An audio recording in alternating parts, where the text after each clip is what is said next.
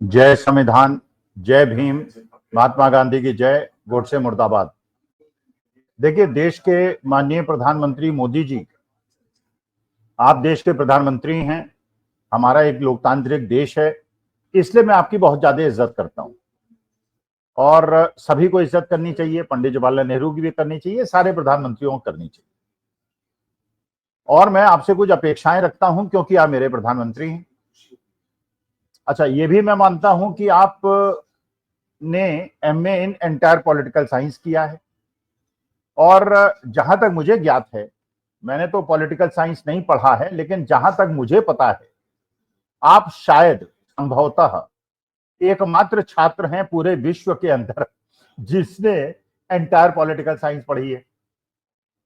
ये तो मैंने सुना है कि लोगों ने पॉलिटिकल साइंस में पीएचडी की है, पॉलिटिकल साइंस में एमए बीए किया है, लेकिन एंटायर पॉलिटिकल साइंस में एमए करना, ये मेरे ख्याल से एक ऐसा अद्वितीय घटना है जिससे के लिए आपको, मानी बात है कि ये विशेष कार्यक्रम आपके लिए चलाया गया होगा, एक पाठ्य कार्यक्रम चलाया गया होगा, एक सिलेबस बनाया गया होगा और आपने वो पढ़ा होगा।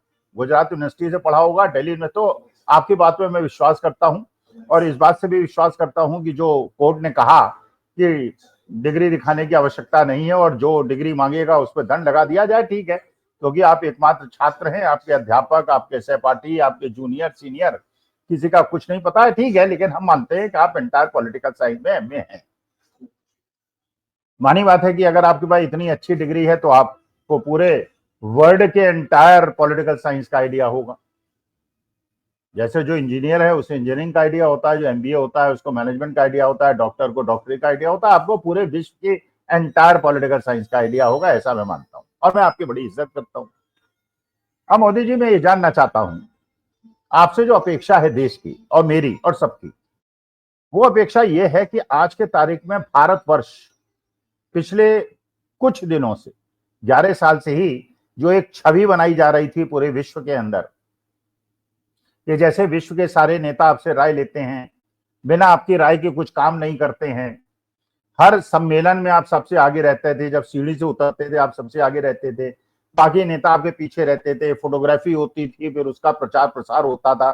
जब आप विदेश जाते थे तो हिंदुस्तान से भी कुछ लोग जाते थे, वहां से भी एनआरआई होते थे, वो चारों तरफ से मोदी मोदी मोदी मोदी करते थे, लेकिन वहां पे सारे हिंदुस्तानी दिखते थे। लेकिन चलिए, जो भी है, और ये हमें बताया गया कि आपका डंका बोल रहा है।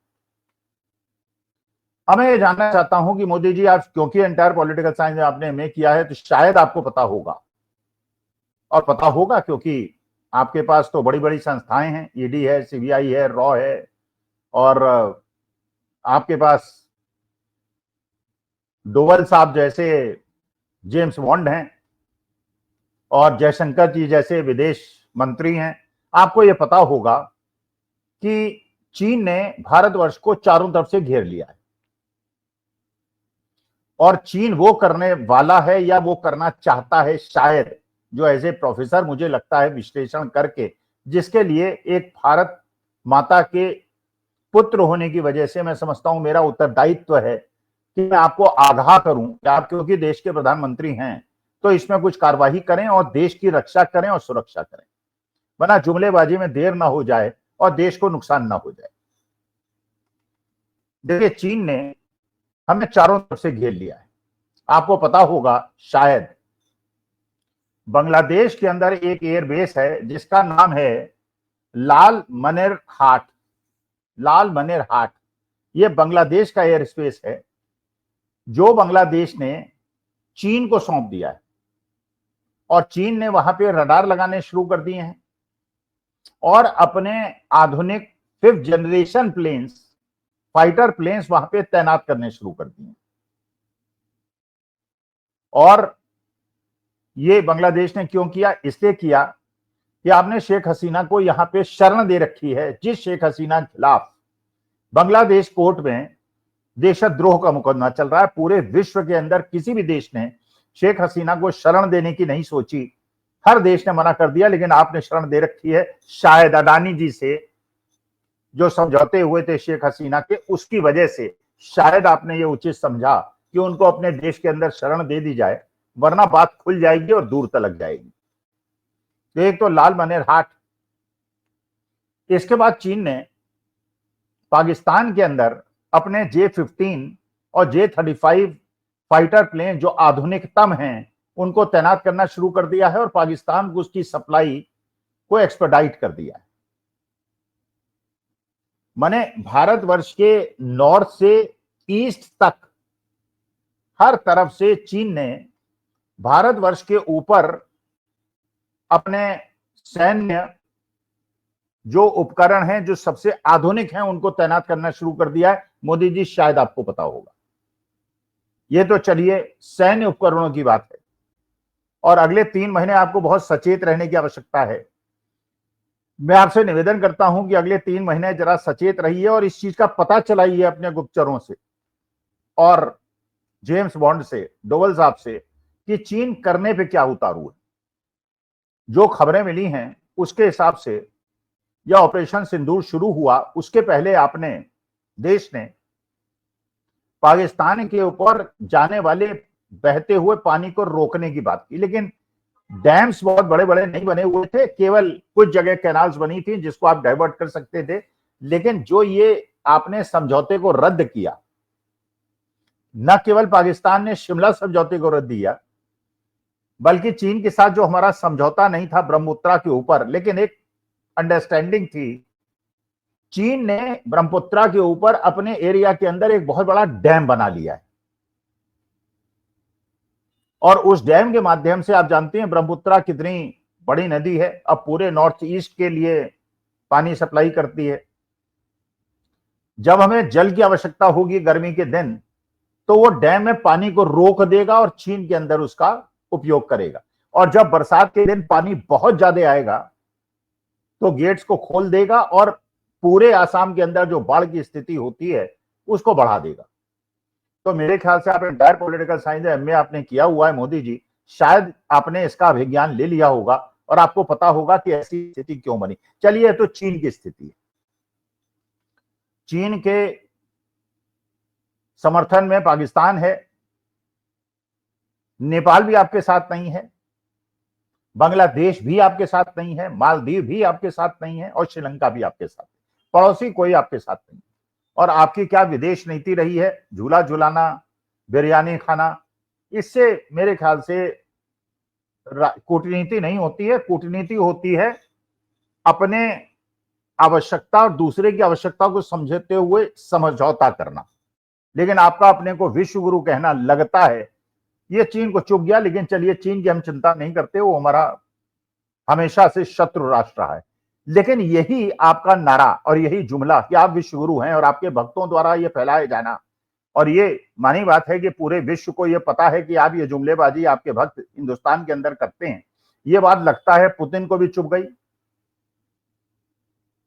ये डोनाल्ड ट्रंप को भी चुभ गई, पहले बाइडेन को चुभी थी, ये कनाडा के पुराने प्राइम मिनिस्टर को भी चुभी थी, अभी भी चुभी, और यूरोप के अंदर फ्रांस हो, इटली हो, हर देश को यह बात चुभी कि आप जिसकी 4% जीडीपी कंट्रीब्यूशन पूरे वर्ल्ड के अंदर है, वो अपने को विश्व गुरु क्यों कहता है।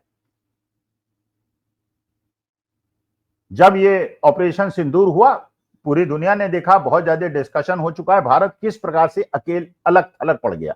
पाकिस्तान को वर्ल्ड बैंक ने भी पैसा दिया, आईएमएफ ने भी पैसा दिया, आपकी किसी ने नहीं सुनी, और आपके समर्थन में कोई देश खड़ा नहीं हुआ, एक भी। अब बताया जा रहा है, भक्त लोग बता रहे हैं कि युगांडा के प्रेसिडेंट ने आपके समर्थन में, युगांडा ने किया है, जबकि पाकिस्तान के समर्थन में चीन, अजरबैजान, तुर्कई और सारे देश, विश्व के सारे देश ये कह रहे हैं हम आतंकवाद के खिलाफ हैं, लेकिन वो पाकिस्तान का नाम आतंकवाद से जोड़ना नहीं चाहते। क्या ये चिंता का विषय माननीय मोदी जी नहीं है? क्या आपको इसके बारे में नहीं सोचना चाहिए? लेकिन मुझे ऐसा लगता है कि मोदी जी, आप विश्व की राजनीति को एंटायर पॉलिटिकल साइंस में एमए करने के बावजूद आप शायद समझने में असमर्थ नहीं है। और क्योंकि मैं एक साधारण नागरिक देश का हूं और मैं आपकी बहुत ज्यादा इज्जत करता हूं, मैं आपसे प्रार्थना करता हूं, कृपा करके इन चीजों का संज्ञान लीजिए। जो देश के अंदर ये जो प्रोपेगेंडा चलाया जा रहा है,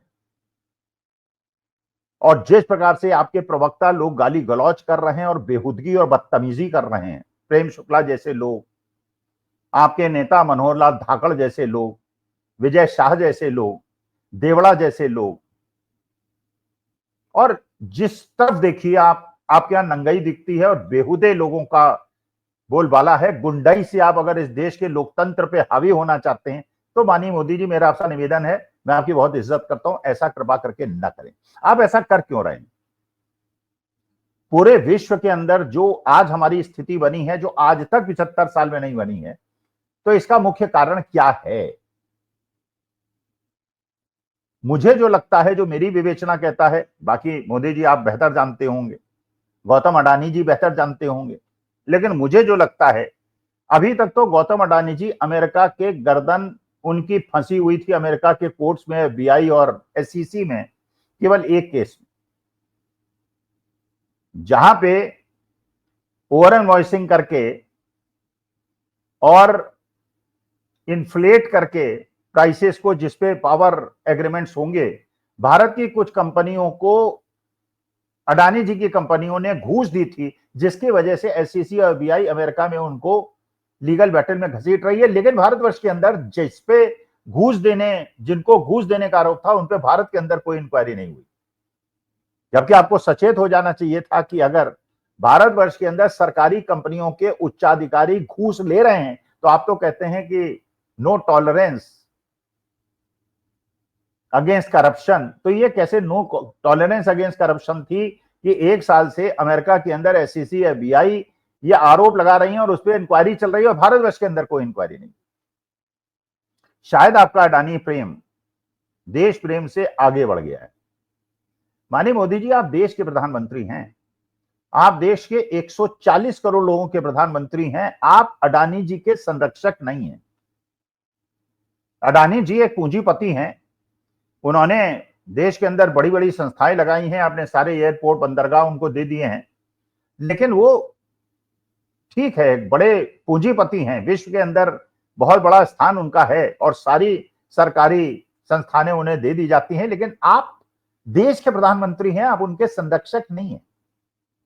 अभी तक तो अडानी जी अमेरिका के एक केस में फंसे थे, अब ये खबर है जो आपको पता होगी कि आप देश के प्रधानमंत्री हैं, मैं तो एक सामान्य नागरिक हूं, एक और केस में अमेरिका ने उनको पकड़ लिया है अडानी जी को, और उस पर जांच चल रही है और उनके पास ये पुख्ता सबूत आ गए हैं कि अडानी पोर्ट के अंदर ईरान से LPG गैस खरीदी गई है और वहां पे लैंड की है, और उससे अडानी जी ने बहुत ज्यादा फायदा उठाया है, जबकि ईरान से गैस खरीदना आज के तारीख में वर्ल्ड इकोनॉमिक ऑर्डर के हिसाब से गलत है और उस पे अमेरिका से आपने पंगा ले लिया है। तो अगर अडानी जी ने पैसा कमाने के लिए ईरान से वो गैस मंगाई है तो इसको डिस्क्लोज करना चाहिए था, और जिस प्रकार से ड्रग्स पकड़ी जाती हैं अडानी पोर्ट के अंदर और उस पर कोई इंक्वायरी नहीं होती, ये नहीं पता होता कि वो कहां गई, कौन ले गया, और उसके बाद हिंदुस्तान के अंदर ड्रग्स का व्यापार बढ़ता है, तो मोदी जी आप उनके संरक्षक नहीं, आप देश के प्रधानमंत्री हैं, इसलिए आपको मेरे ख्याल से देश को ऊपर रखना चाहिए, नेशन फर्स्ट मानना चाहिए और ये इंक्वायरी करानी चाहिए कि क्या अडानी पोर्ट में ईरान से गैस आई। अमेरिका के अंदर जिसपे SEC और FBI ने कोर्ट में केस दाखिल किया है, जिन लोगों को घूस देने का आरोप है, भारत के अंदर उनके अंदर जांच क्यों नहीं हुई? जांच तो चलिए पुलवामा के अंदर भी नहीं हुई, पहलगांव के अंदर भी नहीं हुई, लेकिन चलिए वो तो बहुत ज्यादा डिस्कस हो गया, लेकिन ये आर्थिक मसलों पे आप जांच क्यों नहीं करा रहे हैं? कहीं ऐसा तो नहीं कि अडानी जी को पैसा कमाने के चक्कर में आप राष्ट्रीय हितों को नीचे रख रहे हैं? मोदी जी, आप देश के प्रधानमंत्री हैं, मैं आपकी बहुत ज्यादा इज्जत करता हूं। अब नई खबर आई है, अडानी जी का एक बॉन्ड आया। बॉन्ड का मतलब होता है जैसे एक शेयर्स होते हैं, एक बॉन्ड होता है। बॉन्ड का मतलब कि फिक्स्ड इंटरेस्ट रेट पर जो पैसा लगाएगा उसको पैसा मिलेगा। अडानी जी ने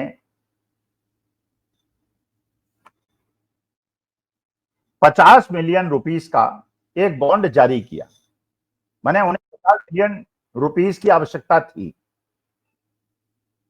पूरा का पूरा $50 मिलियन 50 मिलियन रुपीस एलआईसी ने इन्वेस्ट कर दिया। मैंने और किसी निवेशक की आवश्यकता ही नहीं पड़ी, एलआईसी ने कर दिया। और एलआईसी में पैसा कौन लगाता है? हमारे देश के गरीब लोग, मध्यम वर्ग, जिनके वहां पे पॉलिसीज होती हैं। तो इसका मतलब यह है कि सरकारी संस्था पूरा का पूरा बॉन्ड, बाकी एक भी निवेशक ने उसमें इंटरेस्ट नहीं दिखाया और एलआईसी ने उसमें पैसा लगा दिया। तो क्या हमारे पैसे के साथ खिलवाड़ नहीं है? तो मोदी जी, मैं आपसे फिर निवेदन करता हूं, हाथ जोड़ के निवेदन करता हूं, आप अडानी जी के संरक्षक नहीं है, आप देश के प्रधानमंत्री हैं।